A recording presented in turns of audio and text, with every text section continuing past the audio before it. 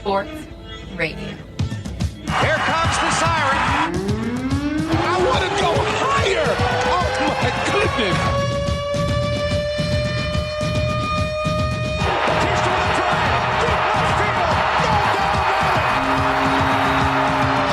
Posey will defend. Oh! LeBron James with no regard for human life. Pass is intercepted at the goal line by Malcolm Butler. Unreal. Oh, baby, for sure. Cabin Sports Radio starts now. Cabin Sports Radio brought to you by Sport North, moving sport forward. Mike, we're going to try something new today. I love it. We're going to talk about some good stories from the NHL. Yeah. Like, give it a shot, you know? Totally. Why not? It's good to try new things. We got some. We got some cooking. Coming up later in the show, of course, Arctic Winter Games is literally around the corner. It's peeking at you. It's about to jump out at you. And if you're not ready, it might bite you. It's an aggressive game sometimes. Arctic Winter Games, we have Monica and Sophia from the Team NT table tennis team are going to be on a little bit later on in the show. Like I said, a little bit of positive NHL stuff and some very cool stuff from around the world of international, not even international, but Thunder Bay international type sports. That's right. Basically, if it's not hockey or basketball or baseball, we call it international sports. But a very cool local story coming from the world of speed skating coming out of Thunder Bay. Josh Boudreau will talk about that. We'll also talk about a 10-year anniversary that literally everyone was talking about in the sports world. Whether you're a hockey fan or not, you saw something about this 10-year anniversary. So all that coming up and more as Cabin Sports Radio starts now. And let's get into it with your Cabin Sports Radio news headlines. With the voice of sports in the north, Mr. Unbreakable, Mike Gibbons. The countdown to the 2020 Summer Games is on, but the growing threat of the coronavirus is on the minds of Olympic athletes and hopefuls as we get closer to July. The deadly virus has already forced Canadian athletes to delay training or bow out of major competitions entirely ahead of the Tokyo Games, which are slated to begin July 24th. The global death toll from the coronavirus, which has spread to over 60 countries, now sits at around 3,000. You said off the top we were going to have some good, but that was hockey. What the heck, Mike? I know. I'm so sorry. Right at the top. What are you doing? We get into the really heavy stuff. It gets a little lighter as we go down the sportscast. All right, let's get off that. But yeah, hey, I will say really quickly, clearly on the minds of a lot of people. And a lot of people who are getting ready to travel and even come to North America. CJ McCollum of the Portland Trailblazers not signing autographs for anyone. Oh, really? Yeah, so that even seems a little excessive. Even touched, the National Basketball Association. Yeah.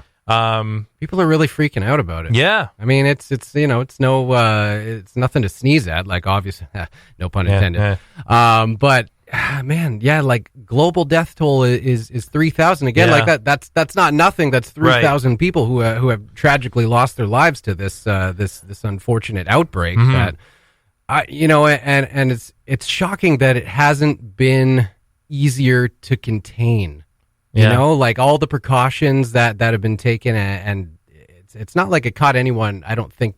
Well, maybe it caught China by surprise. But other than that, it seemed like everyone was pretty on top of it. And then every day you see a new story, coronavirus outbreak, and new cases. We've had several here in Canada. But man, it's getting people pretty spooked. Yeah, you understand the precautions. I think at this point it's status quo. I mean, the thinking right now is the games will go ahead, but obviously this is a concern and something to certainly pay attention to going forward. Not even just athletes, but the amount of people that would bring into one place, and a place that's pretty close to where the outbreak was in Tokyo, right?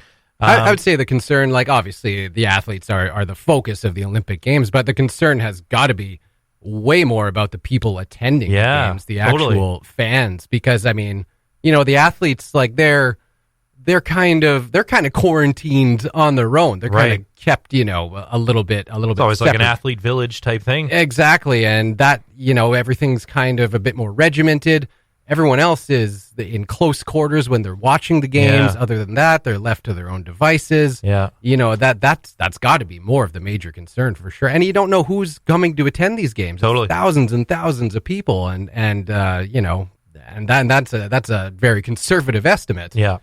It's good that this is on that safety is on the minds of the IOC.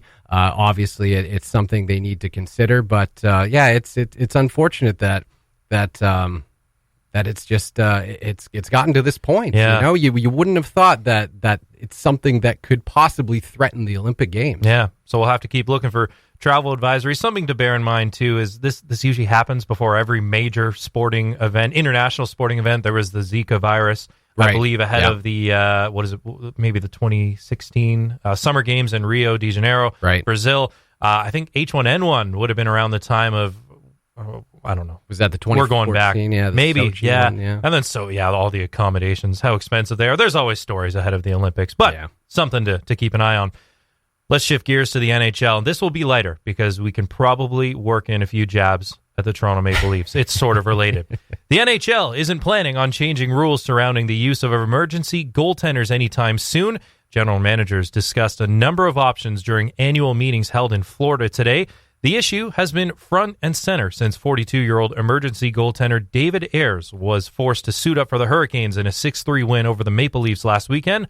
Ultimately, GMs agreed that because these situations are so rare, current rules don't need to be modified. And I don't really know what they could do. Me neither.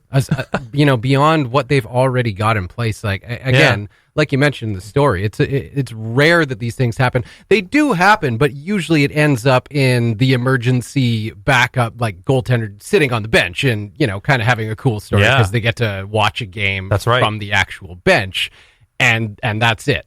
They rarely ever actually play a game. Yeah. So that's obviously what made this story so cool and so unique. Yeah. It is funny though how this has been such a huge story, and this guy's just had more than his 15 minutes of fame. He's got his own hockey card now, and he was on Stephen Colbert. He did like late night daytime television circuit.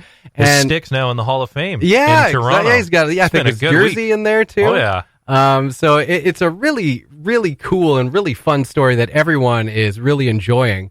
Meanwhile, the NHL is having meetings about how do we prevent this from happening again? Yeah. We don't want good stories. Yeah, you and I aren't general managers of National Hockey League teams, so we weren't privy to these conversations, but I would have loved to know what they were actually discussing. Yeah. I don't know what ideas you even throw out to a board to discuss. Because these situations are so rare. It wasn't until Mrazek went down, I forgot that Reimer was taken out of the game in the first. And again, it's just a completely fluke, rare play of a goaltender deciding to play a puck way out of his crease. Yeah. And a player not looking at him at all. They collide. And it was pretty bad for Peter Mrazek, and I feel for him. But those situations are pretty rare. And if they're worried about the protection of the emergency goaltender coming in this place, usually what you see, and I think, I can't remember exactly, but the last time an emergency goaltender was used, I think it was the Blackhawks. And I think it was another win. Usually what you see, and what we saw from the Hurricanes, is a pretty dominant defensive effort afterwards, because they know that they have to channel, or they have to allow as few shots as humanly possible. Yeah. Because we saw David Ayres let in the first two shots that were sent his way. Yeah. And things were looking really bad for the Hurricanes pretty quickly. But then they just played suffocating defense for the rest of the way. So the guys usually rally in front of the emergency goaltender anyways. So I don't know if it was coming from a player safety standpoint, or they just wanted to discuss it because it was so topical. Which begs the question, is that what the Leafs need to consider? Is that what will make this defense core play to its absolute potential? Maybe. You take some 45-year-old from the local beer league team, stick him in there, and you say, all right, guys, Freddie's done. Yeah. You've exhausted him. That option is off the table. We got to play some actual defense now. Yeah. How terrifying is that? Yeah, that's right. Buck up, gentlemen. Yeah. It's time to play defense. A member of their own organization, a backup goalie with the Toronto Marlies. You could say, actually, that David Ayres is the best thing that's happened to the Leafs in some time. 3-0 since. 3 pretty good wins against Tampa, Florida. You sweep the Florida trip, and then pretty good win over Martin Marincin, of all people, scoring the game winner on Saturday night. Shutting against us up. Yeah. Yeah, really. I've said a lot of mean things about Martin Marincin, just screaming at my tube. And of course the casual NHL skeptic who hates that everything that the Toronto Maple Leafs do, like a Toronto Maple Leaf player farts on the ice, and it's the biggest story. You're going to hear about it. They probably look at this sort of thing and they say, well, if this had happened against any other team, no one would care. That would be the end of the story. Yeah. It wouldn't, he'd have his 15 minutes of fame, yada, yada, yada. We'd all have a good laugh, and that would be it. There wouldn't be any general manager meetings about, do we need to address this? Right. It just wouldn't become the sideshow it did because the Toronto Maple Leafs were involved. Yeah. It was interesting, though, hearing the Maple Leafs themselves' reactions. Jake Muzzin had definitely the best one, where it was just like, no, we didn't play well enough. Yeah. We lost. Yep. We lost to a team that played harder than we did. Mm-hmm. And that was Played really well. kind of in response to Kyle Dubas made some comment about they were in a no-win situation. Yeah. Where you can kind of understand where he's coming from, because if you lose, obviously you're losing to a 42-year-old goaltender, a Zamboni driver. Yep. But if you win, it's like, well, You were down 4-1. yeah, well, good for you. You scored 5 goals on a Zamboni driver. Exactly. On the other hand, it's like, no, you were in very much a win situation. Yeah. Yeah. But you didn't. But like you said, one of the biggest markets, hockey markets in the entire world, all the talent in the world, organization that's pretty highly thought of. People took a lot of joy in watching that team become the laughingstock and losing in really embarrassing fashion. Yeah. And anyone on that team would be the first to tell you. Let's switch gears to baseball. Relief pitcher Ken Giles says he's prepared to return his World Series ring from the 2017 season with the Houston Astros. Giles, now a member of the Blue Jays, claims he wasn't aware of the sign-stealing plot while with the club. Giles was traded to the Blue Jays in July of 2018. He says his World Series ring brings a lot of mixed emotions, but mostly hurt. Now, that's kind of one of the positions where you could actually buy that. Yes. That they weren't aware. Yes. I think pitching, and certainly, the guys in the bullpen, they're kind of kept like they're still part of the team, obviously, but there's a bit of separation. It's definitely, and I would assume this is if you're running a big cheating scam in the World Series, this is the kind of thing where it's a need to know basis. So if there's players that literally do not need to know about what's going on, because it doesn't necessarily affect the way they're preparing or their performance, you could kind of see, maybe he really wasn't aware, and truly appears very remorseful. Obviously, as spring training begins, as we get nearer to the start of the regular season, and with media folk knowing that Ken Giles was part of that championship team in 2017 and now on the Blue Jays, and with this whole scandal just blowing up in their face this summer, he probably knew he was going to have to face some music. Absolutely. And ever since has appeared to be very remorseful. Yeah. That's not the first time that he said that he would return his ring. So maybe there really is some truth there. The apologies from Jim Crane, the owner, and then even Jose Altuve and Alex Bregman, who are really at the core of this entire investigation and scandal. Yeah. And we'll never know if they are wearing buzzers. We certainly know that someone on their staff was beating a trash can with a stick. Yeah.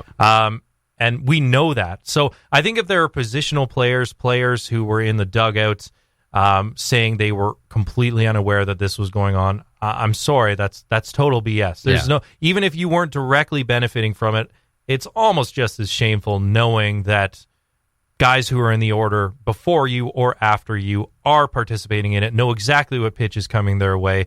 So that's pretty bad. But like you said, the bullpen is far enough removed, especially as relief pitchers, who might go several days without seeing an outing, and you're literally on the other side of the field, and maybe it's not something you know about, but you think there would be, during practice or batting practice or throwing sessions, some chatter would arise, but they are, like you said, far enough away. Perhaps he's telling the truth, and he does appear to be pretty remorseful. So it's the one. We'll give him that. It's the one area of the team where you could extend the benefit of the doubt and say, all right, I definitely believe there's a chance that you were not aware of anything that was going on. This is, that side of the game is not your focus. You're just focused on staying ready to pitch and hoping that your signs aren't being stolen by the other team. Yeah, and then you got Bregman and you got Altuve, who we know cheated. Yeah. There's definitive proof. And they're like, we're sort of sorry. Yeah. Let's move on. Sorry we got caught. We're not like, don't take the pennant, don't take the title, don't take our rings. Yeah. We're sort of sorry, though. You should move on, though. Yeah. It didn't really have an effect. No. Yeah, Jim Crane. No, we don't believe this actually affected ball games. Yeah. Sure. We're going to move on to curling. Team Northwest Territories remains winless at the Men's National Curling Championship in Kingston, Ontario. The club has suffered losses against British Columbia, Canada, the wildcard team, and Saskatchewan so far at the 2020 Tim Hortons Brier. Next up for Team NWT, should I say NT? I'm going to say NT. I don't know. Okay. Yeah, it could go either way. Next up for Team NT is the Yukon tomorrow morning, who are also winless at 0-3. Alberta, Ontario, and the wildcard team lead the field with perfect records. I just realized that, you said Team Northwest Territories off the top. And then Team British Columbia, Team Saskatchewan. Why not Team Sask? Team Sask, yeah. Team Ont. Yep. Yeah, so I don't really know what the wild card... It probably has something to do with the fact that there's such a large population elsewhere. They're like, we need to drum up another team here. Yeah, and it's always a tough go for Team Northwest Territories in the Brier or the Scotties. Yep. It is a tough field. Just that the provincials to get to the Brier to represent your province and some of these, there's Team Northern Ontario. Yeah, you got to break it down because 7 million people, right? Because there's just so much talent out there. Like it is really crazy how spread out the field is in curling now, and it's. There's still certain names that you expect. You expect to see Brad Jacobs. Yep. You expect to see certain other names rise to the top, and even Cooey out of Alberta, still bringing it 3-0. Yeah, and you expect to see certain names, but at the same time, it's kind of a crapshoot. Yeah, which makes curling really great to watch. Actually. Yeah. Yeah. So let's see if they can pull it out tomorrow morning against the Yukon, get their first win of the 2020 Tim Hortons Brier. Finally, in basketball, the Toronto Raptors have dropped 3 in a row for just the second time this season after falling to the Denver Nuggets 133-118 last night. With the loss, Toronto's lead over Boston shrinks to just half a game for the East second seed with 22 games left in the regular season. The Raptors will try to get back in the win column tomorrow night in Phoenix. What's going on? Yeah, I don't think it's time to worry just yet. No. The reason why I place the emphasis on the second seed, no one is going to catch Milwaukee. Right. 10-game lead now over the Raptors. They might win 70 games. They're on pace right now. They're playing the Heat tonight, a really tough team in Miami. On pace, I think, right now to win 71 games. That's nuts. Yeah. It's funny, actually. I was thinking about it the other day. All the chatter going on with Kobe Bryant right now. His last game when he scored 60 points against the Utah Jazz, I'm sure more people were tuned into that than the Warriors game. I don't even remember. They re-aired it. Oh, yes. Oh, gotcha. Okay. But in the exact same night, because it was the final game of the regular season, of course. Right. Or the final night, rather. That was when the Warriors won their 73rd game to pass the 95-96 Bulls 72-win record. So most wins ever in a regular season, winning 73 out of 82 games. So almost just as impressive. The Bucks are still, that's how good they are. So I've kind of written them out of this because they are on pace themselves to be just the third team in NBA history to eclipse the 70-win mark. At this point, if they don't beat that record, it's going to be that's a real collapse down the stretch. They were all of the a sudden. first team to clinch a playoff berth in less than 50 games or something like that. So they are on track right now. So that seed is locked up. You obviously want to see the Raptors secure probably a top 3 seed. They were sitting comfortably in that second seed for a while there. The Boston Celtics look pretty good of late. Same with the Heat.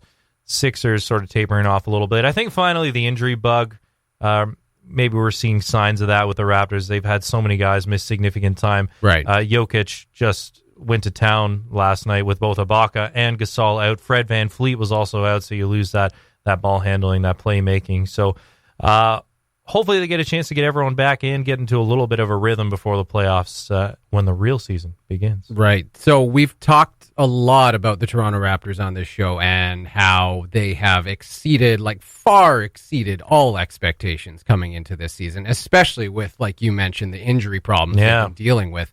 And they've still been getting it done, like we just mentioned, dropped their last 3. But before that franchise record, was it a franchise record 15, in the end? 15-game win streak. And just looking so good and so tight as a team. Mm-hmm. Do you think they have any chance of coming out of the East, though? Which is, again, you don't want to put limitations on a team. Like, we already did that at the start of the year, and they've blown that out of the water. Yeah. But Milwaukee, like you just said, is so good. Yeah. What are your thoughts? There was a funny quote from, I think he's part of the ownership group, maybe the general manager of the Houston Rockets recently, who said that no one is scared of anyone this year, right? Whereas they were scared of the Warriors. No one would have admitted it at the time, but now that the dynasty is quote unquote over, right? Which it isn't necessarily. Once they get a healthy Steph Curry back. Yeah, they just took a year off. That's right. Healthy Klay Thompson. Really, they're kickstarting a rebuild. They're going to get a first-round draft pick, a high one, a lottery pick, because they're going to be one of the worst teams in the league this year. And then there's chatter that they'll maybe package Andrew Wiggins and that pick and then try to trade for someone maybe like Giannis. I don't know. But someone available out there. But, they rolled out the death lineup, as it was called. Durant, Curry, Iguodala, Thompson, Green. What are you going to do? It was the best lineup in basketball. They were part of the 73. Actually, no, that would have been the year before Durant came, the 73-9 team. But my point is that there was reason to fear that team. They were unstoppable, and they were a great team on the other side of the ball defensively too. There's parity now, which is kind of nice. Yeah. So I mean, there are a handful of teams, maybe 4 or 5 you can pick from the West. The 2 Los Angeles teams. Houston now is resurgent.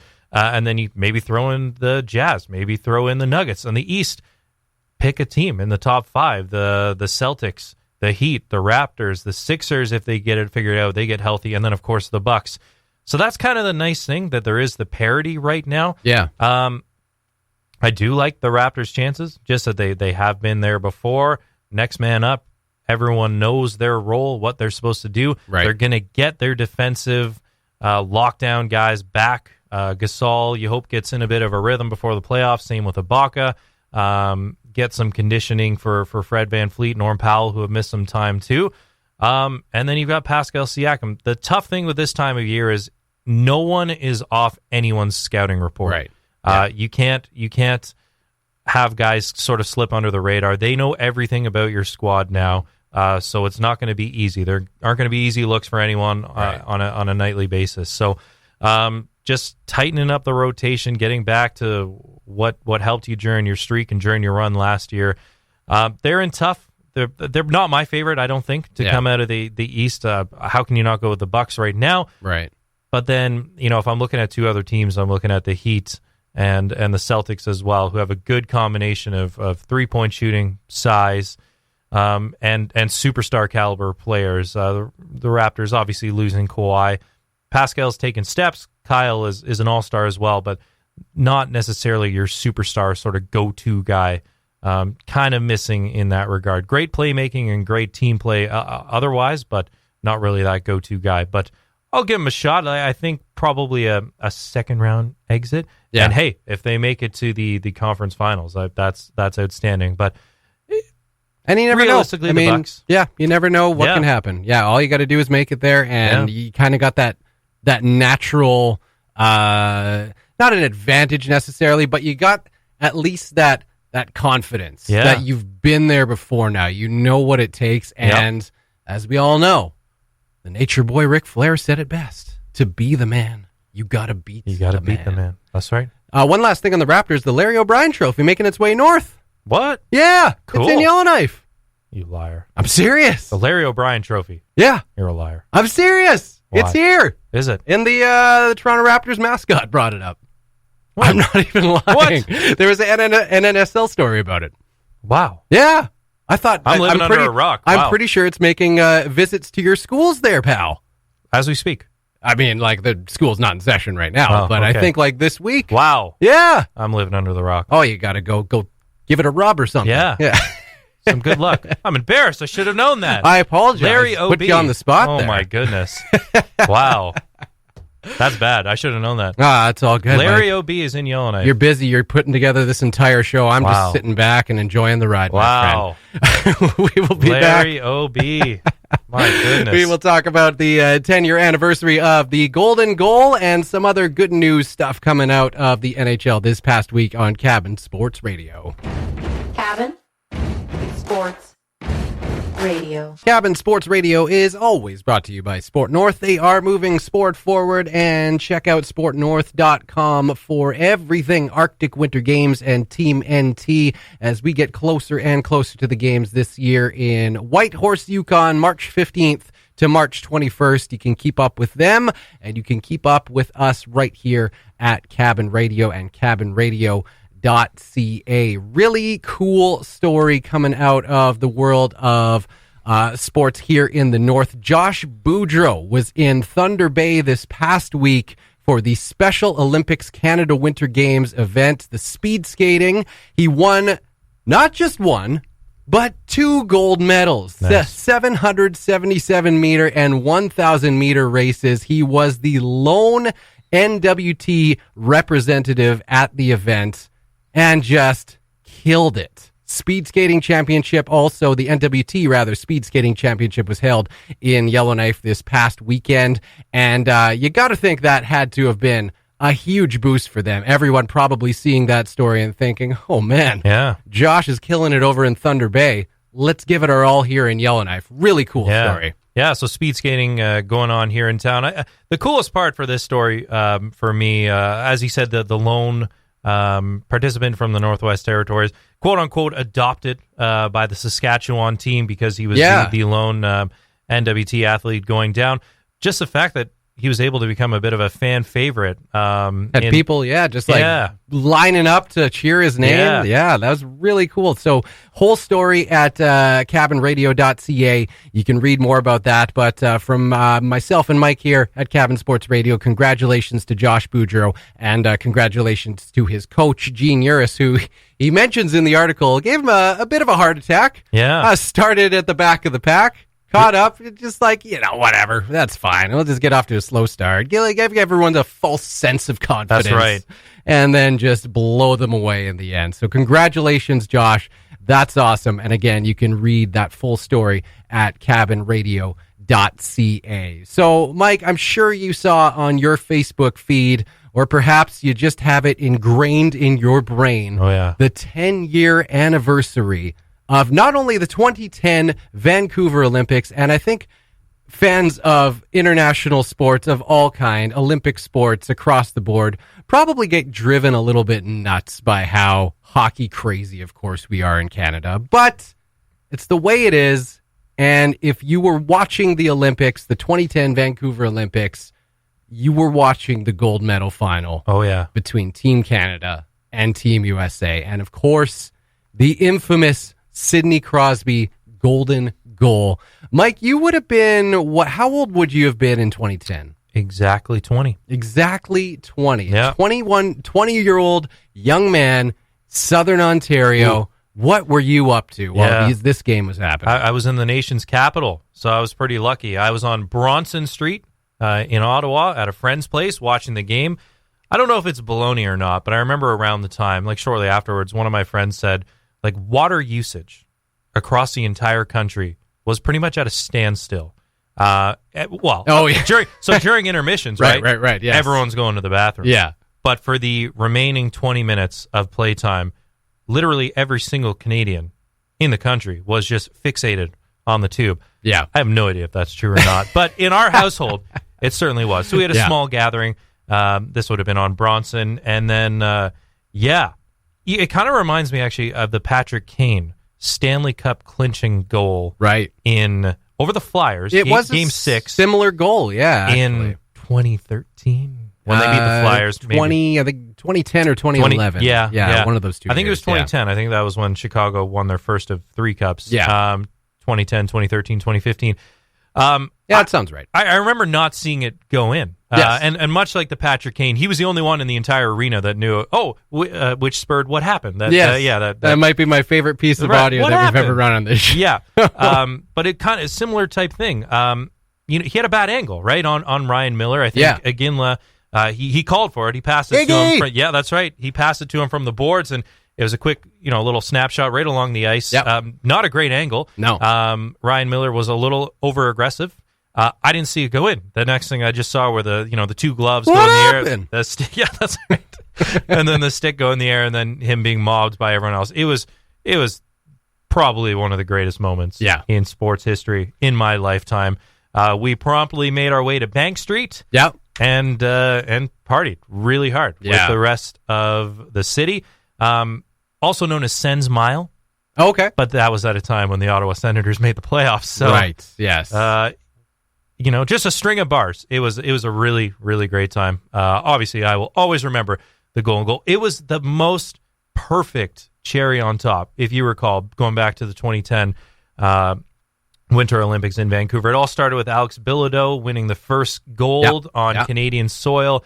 Was it in Moguls or something? I think it was like Moguls, yeah. And then got it. I don't think we won the ultimate medal count, but in terms of gold, we were number 1. Yep. And that hockey, it's usually the women's and then the men's. That is the last medal awarded as part of the Winter Olympics.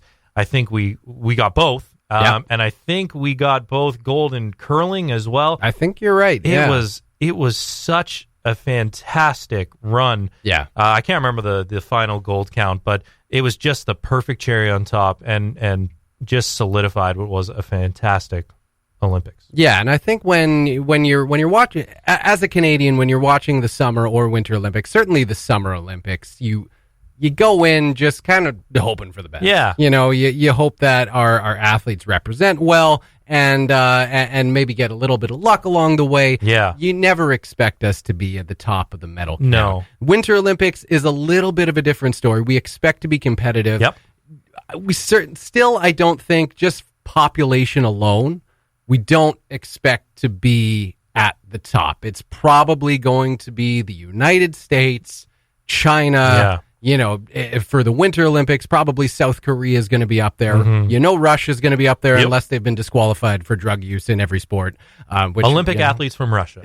That's who secured the 2018 gold medal in hockey. That's right. Not Russia. No, not Russia. The Olympic athletes from there. UAR. That's it. Yeah.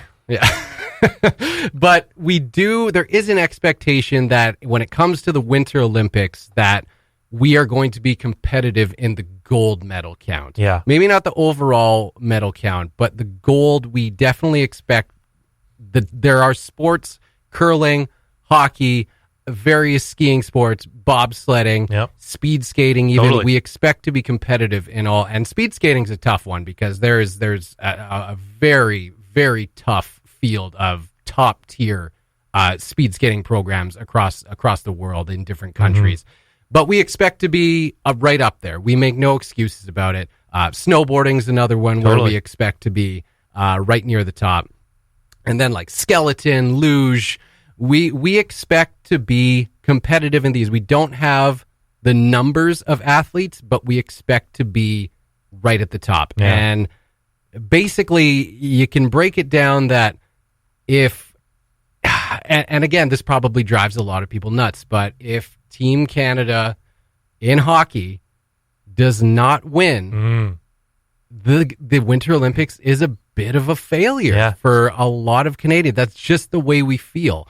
And certainly on home soil, and coming off the 2006 Winter Olympics in Torino, which were a complete disaster for Team Canada's men's hockey program. I think the women actually won gold again that year, but the men's team, I think, finished 7th or something like that. It was just awful. And that was on the heels of the 2002 Olympics, which was jubilation in Salt Lake City. A fantastic team, and what a great story that was. Then you go to 2006, major letdown. 2010 on home soil, and we were against a really good American team. And I think, if I recall correctly, we went up 2-0 early in the game, and Team USA tied it at 2. And we were all feeling pretty nervous. a late goal too. I think they might have been 2 third period goals. And I can't. Usually the way they'll do the breakdown in the pools, I find we usually do play the States in the round robin. So I don't know if we were avenging a defeat. This wasn't like the 2014 Sochi games where it was an absolute defensive clinic. Domination. Beat Slovakia 1-0. Beat the States 1-0. Go to the final. Beat Sweden 3-0. Yeah. No one scored on Carey Price. No. You had to get one by him to have a chance, and we didn't even allow that. No. This was, and they seemed like score wise they looked like close games, right? But they weren't. No, Canada was in complete control. That was the only thing that people had to say against Canada was like, why aren't we winning these games like 4 or 5-0? Yeah. Like they're just kind of scoring one and then putting it on cruise control, but their team defense was so smothering that the games really, really were not in question. But yeah, 2010 was tight, and we had a good team. Like, you look back at the names on that team, and Team Canada had a really, really good roster. Like, as good as any Team Canada team as we've had. But everyone else came to play, and I think it was probably, there was an element of, it is on Canadian soil. We want to spoil the party for them because we know that this is the crowning achievement for Canada if they do win this. And there's nothing more motivating than playing spoiler. Yeah. And they would have watched them in 2002 win on their home soil. That's right. Salt Lake City, right? So they would have been a very, very motivated group coming up. And of course, there's always the discussion around that this is Canada's game, right? Yeah. So, and I remember at the time seeing some of the tweets. Oh, Canada, you're barely better than us at your own sport. Don't feel too good about yourself. There was a ton of pressure. Going into that game, and especially on Canadian soil. So I can't even imagine what it would have been like if it turned out differently.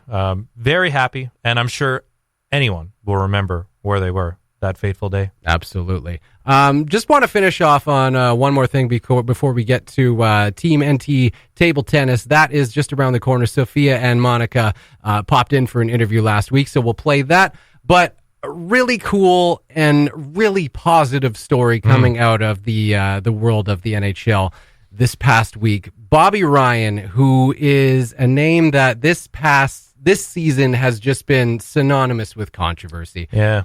The highest paid player on the perennially underachieving Ottawa Senators. He had early in the season kind of been the focus of, like, this guy is a problem. They're paying him $7 million a year, and he's not even a 20-goal scorer anymore. There was a lot of negative attention being focused on him, and then in November, word came out that he had checked himself into the NHL Player Assistance Program, and that was kind of I think a big wake-up moment for a lot of people. Yeah, it's like, okay, you never like to assume that there's things going on off the ice. You always kind of like to assume the best, and we just expect the best a lot of NHL players because they're high paid, high caliber athletes. We expect them to be in peak condition, and you're generally just judged by what we see on the ice. But what you don't see off the ice is exactly what was hampering Bobby Ryan and potentially putting what should still be a pretty good career. He's 32 years old, but putting a lot of things in jeopardy for him. So he made the smart decision, and with the full support of his friends, his family, and the whole Ottawa Senators organization, to check himself into the NHL Player Assistance Program with a completely indefinite return. I don't think anyone even was sure if he would be back this season. Yeah. So he was supported by the franchise going in. He did the program. He has been several months sober now, which is a requirement to complete the program. And he came back and had about the most perfect return you could possibly have. It was his second game back, but first game back playing in front of his home crowd in Ottawa. Had a hat trick in a 5-2 win against the Vancouver Canucks. Got in a fight too against Chris Tanev. This is not a fighter. Bobby Ryan's a pretty even keel, pretty calm guy on the ice a lot of times, but you could tell he was fired up. And there was a moment where the crowd was giving him a standing ovation, and you could tell the emotion completely got to him, and he had a moment. And you just, watching that, you had to feel good and just know that this program works. Absolutely. It's a complete, I can't think of the word I'm looking for, but it's just confirmation that this program is a positive thing. Yeah. It is working for players, and just absolute tip of the cap for Bobby Ryan for putting himself through it, sticking to it, and you could not like the player, hate the player. Mm-hmm. You got to feel good about that story. For a team that has had so much not go their way this year, another year being a bottom feeder, another year where they're a seller at the deadline, Nemiskimov, Jean-Gabriel Pageau leaving. Always questions surrounding the ownership, the location of the franchise. I don't know if you saw that clip of Melnick hanging out with Mel Gibson in the box. Yeah, it was weird. I did not. It had people asking a lot of questions. So many. But a team that's, me too, firmly committed to a rebuild. And he was kind of the odd piece, right? Because he's a veteran player. He's a high-paid player. Still, clearly, as we saw the other day, a very skilled, impactful player, but kind of the odd man out on the roster. And there were a lot of question marks around the time that he started this leave of absence, and then it came to light that he was struggling with his addiction to alcohol. Goes through the program, and I mean, what courage does that take in the first place, right? To just admitting that this is a problem, it's affecting your daily life and your performance on the ice. He must have gone in with a pretty heavy mind. He's letting down his teammates. I'm sure it was a sentiment he was feeling, the organization. But really, it turned into a really, really nice story. The fans obviously very appreciative, a pretty emotional standing ovation. And then, of course, his performance on the ice with a hat trick just made for one of the better stories. And, a season mirrored in controversy, as we said. It was nice to have a feel-good story this past weekend. Yeah, absolutely. So congratulations to Bobby Ryan for going through that and coming back and a stronger person, hopefully stronger hockey player, and just a shining example to anyone who might be struggling with addictions out there. You can get through it. Obviously, this is a program that, obviously it's not something that everyone is privy to, but it is, for what it is, and for the NHL being what it is, you got to tip your cap to them for making this program a priority and proving that it works. So good on Bobby Ryan and the Ottawa Senators and the NHL Players Association. All right, we have got Sophia and Monica of the Team NT table tennis team standing by. They are next on Cabin Sports Radio. Cabin Sports Radio. Download the CSR podcast at cabinradio.ca. You're listening to Cabin Sports Radio, and we have a couple special guests in studio now. We have Monica Kunderlich and Sophia Barcello, who are going to be representing the Arctic Winter Games girls table tennis team, or at least part of that. Anyway, I don't exactly know how it works. So table tennis is a pretty small sport. Are you like two of the only representatives for the Arctic Winter Games table tennis team? There's 4 more people participating, So 6 in total. Okay, so they just decided to throw the two of you to the wolves because they wanted you to speak on behalf of the whole team. Yes. Yeah. Monica, you have never been to an Arctic Winter Games before. What are you looking forward to most about this year's games? I'm looking forward to getting to play table tennis a lot and meeting new people. How long have you been playing table tennis? A bit over a year. Okay, and what got you into it originally? I don't know, the school just like emailed us and was like, do you want to try out for table tennis? And I was like, yeah, sure. And you had never played before? No. Wow, that's crazy. And how much are you liking it now? It's fun. Yeah, I like it. Yeah. What do you think of your coach, Thor? He's a pretty cool guy, eh? Yeah, he's nice. So have you been doing any, obviously you did some trials leading up to the Arctic Winter Games. How are you feeling about your game, and how are you feeling about the competition heading in? I feel like I'm going to do okay. Probably not the best, but I'll do decent. But it's partially just about the experience anyway, Yeah. right?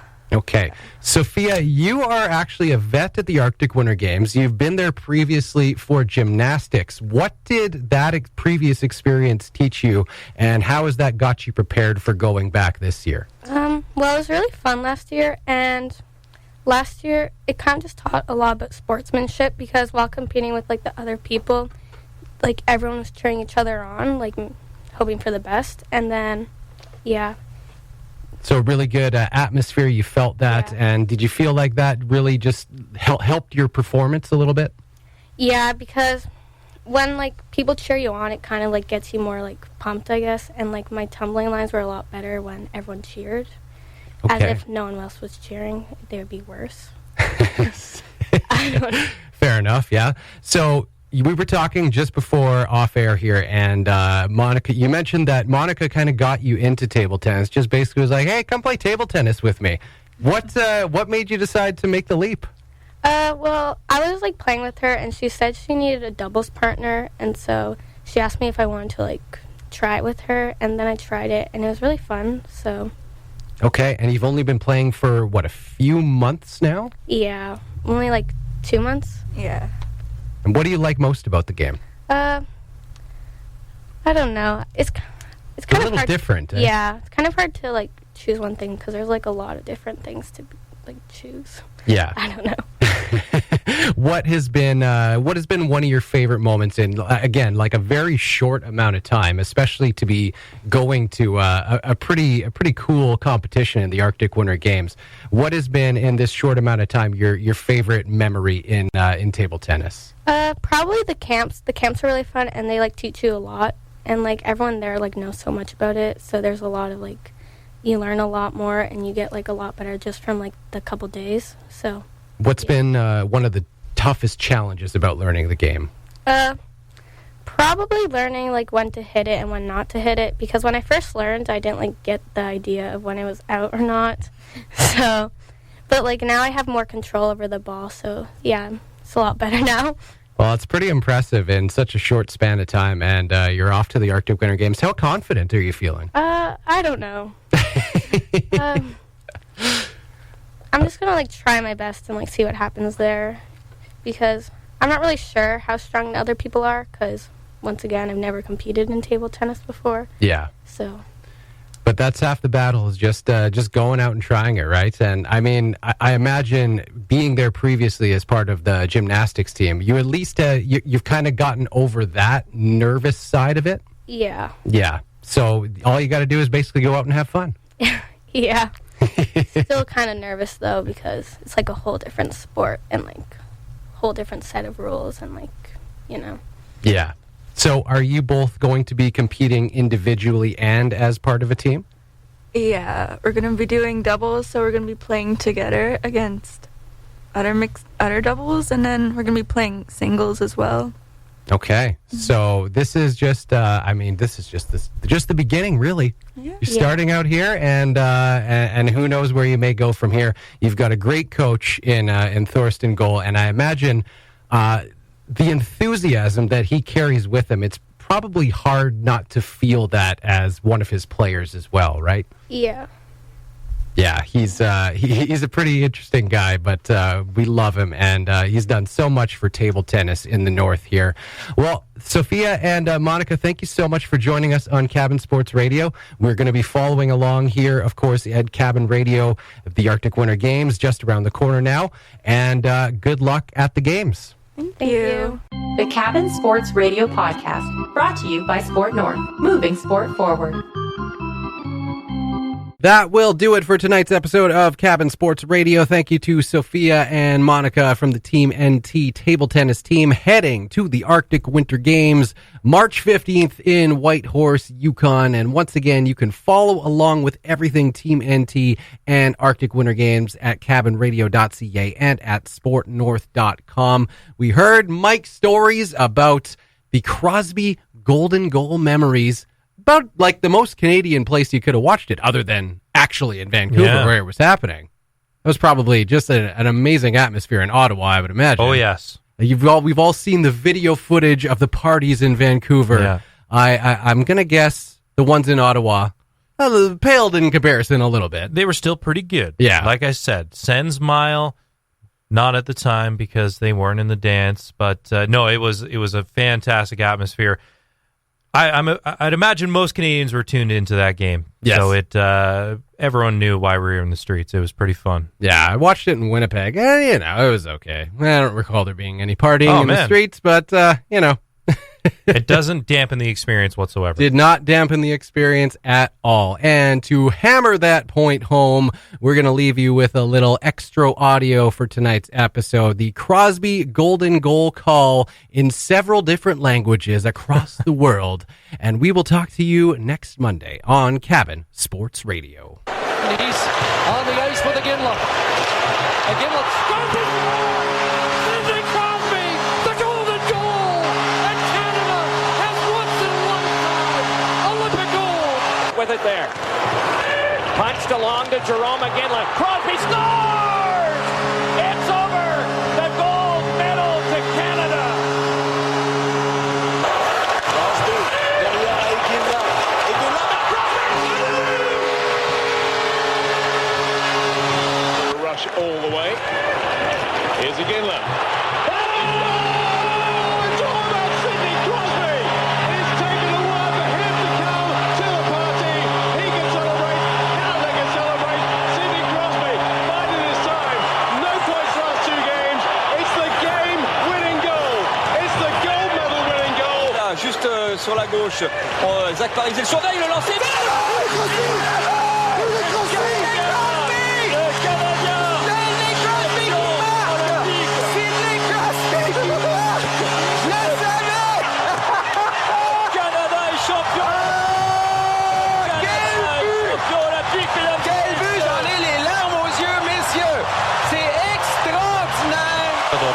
De går riktigt bra tempo här nu i 4-4. Ginla. Cross.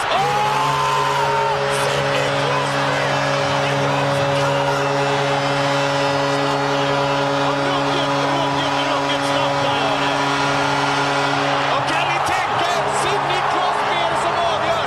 The next one kallad. Y con Sutter, pero sigue la estrella canadiense. Se la... ¡Gol! ¡Gol! ¡Gol!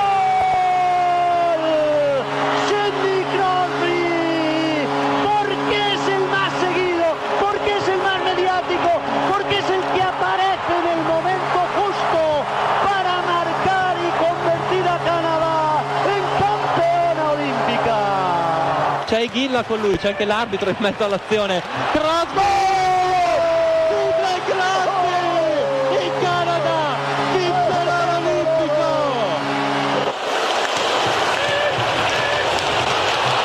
Där så är det Crosby!